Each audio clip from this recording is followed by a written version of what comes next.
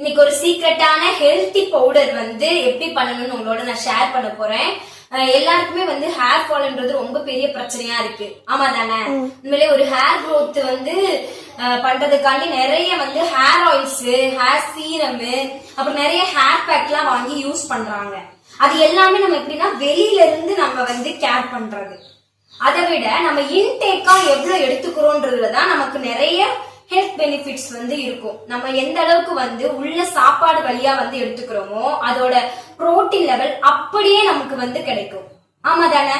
So இன்னைக்கு அந்த hair க்ரோத்துக்கும் iron கண்டென்ட்டுக்கும் help பண்ற மாதிரி பாத்தீங்கன்னா 2 in 1 ஒரே இது ரெசிபி, ஒரே இதை வச்சு ஒரே பொருளை வச்சு 2 பெனிஃபிட் கிடைக்கிற மாதிரி நம்ம பண்ண போறோம். என்னன்னு பாக்கலாமா?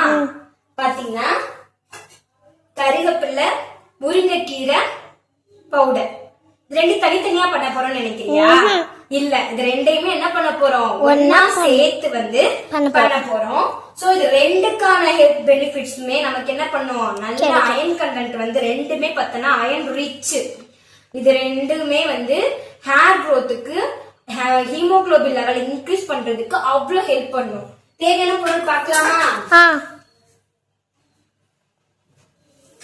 பாத்தீங்கன்னா 1 கப்பு உளுந்து, 1 கப்பு குழம்பு கடலைப்பருப்பு, கொஞ்சமா மிளகு ஒரு குத்து மதிப்பா எடுத்துக்கோங்க.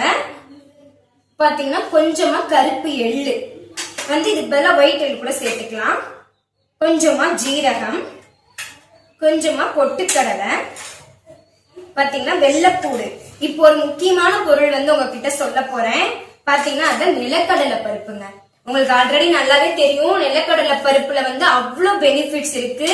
கடலை எண்ணெயுமே ஹெல்த்தின்னு சொல்லுவாங்க. அப்ப அந்த கடலை பருப்பு எவ்வளவு ஹெல்த்தி நீங்களே பாருங்க. இது வந்து நான் இதோட சேர்த்து அரைக்க போறேன். அப்போ இதோட ஹெல்த் பெனிஃபிட்ஸும் உங்களுக்கு என்ன பண்ண போகுது? சேர்த்து கிடைக்க போகுது. அது மட்டும் இல்லாம டேஸ்டையும் என்ஹான்ஸ் பண்ணி கொடுக்குங்க. உண்மையிலே டேம் ஷுர் 100% நான் அடிச்சு சொல்வேன். நீங்க இட்லி பவுடர் வந்து யாருமே வந்து நிலக்கடலை ஆட் பண்ணி பண்ணிருக்க மாட்டாங்க. இதை நீங்க வந்து ஆட் பண்ணி ஒரு தடவை பண்ணி பாருங்க. அவ்வளோ டேஸ்டா இருக்கும். உண்மையிலே ரொம்ப சூப்பரா இருக்குங்க. நான் பர்சனலா ட்ரை பண்ணி 2 பேட்ச் யூஸ் பண்ணதுக்கு அப்புறம் தான் நான் உங்களுக்கு வந்து சொல்றேன். இந்த பவுடர் வேணும்னாலும் கண்டிப்பா எனக்கு வாட்ஸ்அப் பண்ணுங்க, உங்களுக்கு நான் செஞ்சு கொடுக்குறேன். இதை எல்லாத்தையும் என்ன பண்ணணும்? பொன்னிறமா வறுத்து எடுத்துக்கணும். இதோட நம்ம என்ன பண்ண போறோம்? பெருங்காயத்தூள் வந்து கொஞ்சம் ஆட் பண்ணிக்கணும். எல்லாத்தையும் பொன்னிறமா வறுத்துடலாமா? வாங்க, ஸ்டவ் ஆன் பண்ணிக்கலாம். ஃபர்ஸ்ட் வந்து நான் உளுந்து ஆட் பண்ணிக்கிறேன்.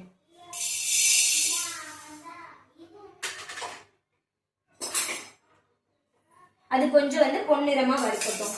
வந்து காட்டுறீங்க.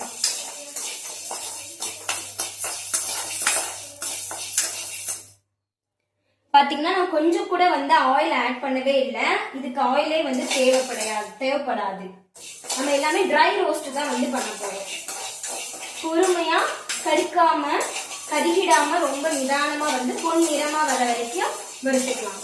இப்போ உளுந்து கொஞ்சம் வறுபட்டிருக்கு. அதோட குழம்பு கடலைப்பருப்பையும் சேர்த்தே வந்து நம்ம என்ன பண்ணிக்கலாம்னா வறுத்துக்கலாம். எல்லாத்தையும் வறுக்கிறதுக்குமே ஒரே டைம் ஆகும். அதோட நிலக்கடலை பருப்பையும் நம்ம சேர்த்து வறுத்துக்கலாம். இதெல்லாம் கொஞ்சம் ஹார்டான பொருள், சோ ஒன்னா சேர்த்து வறுத்துடலாம். இதெல்லாம் கொஞ்சம் வந்து லைட்டா வறுத்தாவே வந்து போதும், கருகிடும். சோ இதை வந்து இதெல்லாம் தனியா வந்து வறுத்துக்கலாம்.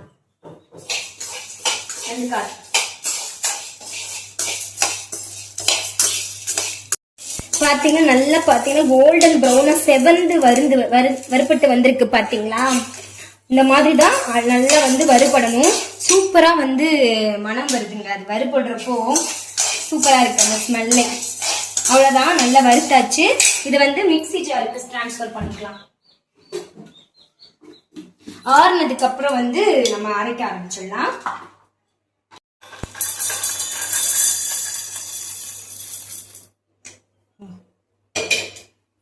அடுத்து இதுல வந்து ஜீரகம் ஆட் பண்ணிக்கலாம்.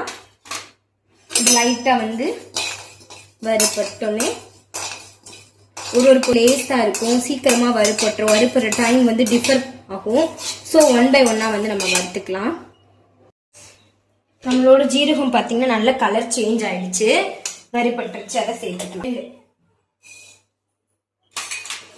வறுத்துக்கலாம். நம்ம எள்ளு வறுபட்டுருச்சு, ஆட் பண்ணிக்கலாம். அடுத்து மிளகு.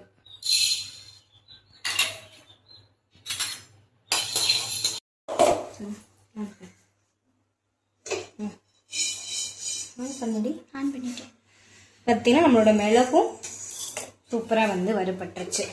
இப்போ அடுத்து பொரிகளில் போடும்.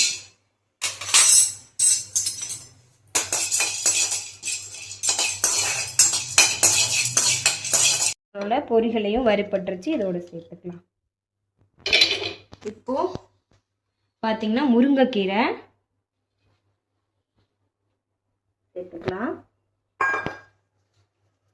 கருவேப்பிலை, காஞ்ச கருவேப்பிலை கிடைச்சாலும் ஓகே தான், இல்லை ஃப்ரெஷ்ஷாக இருந்தாலும் ஓகே தான். நல்லா வந்து கிறிஸ்ப் ஆகிற வரைக்கும் வந்து நம்ம வறுத்துக்கலாம். பார்த்தீங்கன்னா சூப்பராக வந்து வறுபட்டுருச்சு. எப்படின்னா இந்த உடையுது பாருங்க. நீங்கள் வந்து பச்சையாக கருவேப்பிலை முருங்கைக்கீரை ஆட் பண்ணுறதை விட நல்லா காய வச்சு வந்து நீங்கள் ஆட் பண்ணிக்கிறது இன்னும் ரொம்ப சீக்கிரமாகவே வந்து என்ன ஆகிடும்னா வறுபட்டுரும். ஒரு இப்போலாம் அடிக்கிற வெயிலுக்கு ஒரு நாள் நீங்கள் வெளியில் வச்சாவே போதும். சூப்பராக வந்து இந்த மாதிரி நல்லா கிறிஸ்பாக இங்கே பாருங்க வறுபடணும். இப்போ இதை நல்லா ஆற வச்சு நம்ம பவுடர் பண்ணிக்கலாம். இப்போ இதை ஆற வச்சிடலாம். அடுத்து ஒரு பேனில் கொஞ்சமாக ஆயில் சேர்த்துருக்கேன். ஆயில் வந்து நல்லா சூடானதுக்கப்புறம் அதுக்குள்ளே இந்த வரமிளகாவையும் இந்த வெள்ளைப்பூடையும் மட்டும் என்ன பண்ணிக்கலாம்னா எண்ணெயில் வறுத்து ஆட் பண்ணால் அதோட ஃப்ளேவர் ரொம்ப டிஃப்ரெண்ட்டாக இருக்குங்க. ஸோ அதனால் இதை நான் எண்ணெயில் வந்து வறுத்து ஆட் பண்ண போகிறேன். இந்த ரெண்டையும் வந்து நல்லா நம்ம ஃபேனில் வச்சு ஆற வச்சுக்கலாம் பவுடர் பண்ணுறதுக்கு. எண்ணெய் காஞ்சிருச்சு. இப்போ இதில் கார்லிக் வந்து ஆட் பண்ணிக்கலாம்.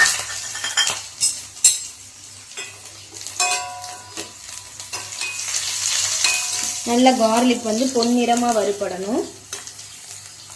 இப்போ இதோட நம்ம இந்த மிளகாய் வத்தலையும் ஆட் பண்ணிக்கலாம். ஏன்னா ஆல்ரெடி வந்து நல்ல கோல்டன் ப்ரௌனாக வந்து வறுபட்டுருச்சு கார்லிக் வந்து.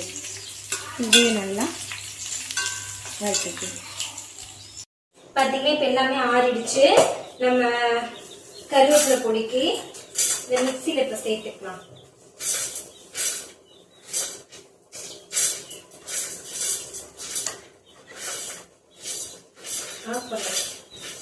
இப்போ பார்த்தீங்கன்னா இது கூட வந்து கொஞ்சமாக பெருங்காயத்தூள் வந்து ஆட் பண்ணிக்கிறேன். ஃபர்ஸ்ட் இதை வந்து கொஞ்சம் கொரப்பாக அரைச்சதுக்கு அப்புறம் நம்ம வந்து வறுத்து வச்சிருக்க கருவேப்பிலை முருங்கைக்கீரையை வந்து ஆட் பண்ணிக்கிறோம். சரியா?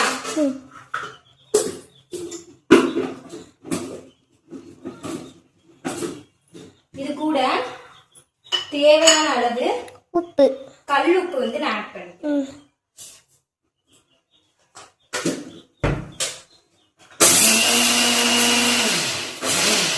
பாத்தீங்கன்னா கொஞ்சம் கொரப்பா அரைச்சிருக்கோம் இல்லையா, அதை ஒரு பிளேட்டுக்கு டிரான்ஸ்ஃபர் பண்ணிடலாம். இப்போ இதோட வந்து இதை சேர்த்து அரைச்சிக்கலாம். பாத்தீங்கன்னா பாருங்க நொறுங்குற சத்தம் கேக்குதா? அவ்வளோ நல்லா கிறிஸ்பியா வந்து வறுத்தாச்சு. அப்பதான் அரைப்படும் மிக்சியில. இதை கொஞ்சம் நல்லா எல்லாத்தையும் கொரப்பா அரைச்சிட்டு ஒன்னா சேர்த்துக்கலாங்க. பாத்தீங்கன்னா இந்த அளவுக்கு கொரப்பா அரைச்சுக்கணும். இப்ப அது கூட இது எல்லாத்தையும் ஒன்னா சேர்த்துக்கலாம். சேர்த்து மொத்தமா அரைச்சிட்டோம்னா சூப்பரா வந்து பிளண்ட் ஆயிடும். இல்லைன்னா பாதி அரைப்பட்டு பாதி அரைப்படாம இருக்கும் இல்லையா, அதனால தனித்தனியா கொஞ்சம் கொரப்பா அரைச்சிட்டு அடுத்து எல்லாத்தையும் ஒன்னா சேர்த்து அரைக்கணும்.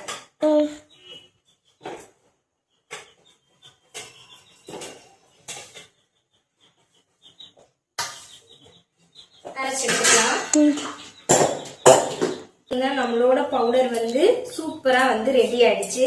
இதுல லைட்டா பாத்தீங்கன்னா அங்கங்க வந்து கிரன்ச்சியா வந்து ஒரு சில அந்த பருப்புகள் வந்து அப்படியே சாப்பிடுறப்போ, அது ரைஸோட சாப்பிடுறப்போ அல்டிமேட்டா இருக்குங்க கருவேப்பிலை சாதத்துக்கு. அது சாப்பிடுறப்போ நறுக்குன்னு கடிச்சுக்கிட்டு வாங்க பாக்கலாம்.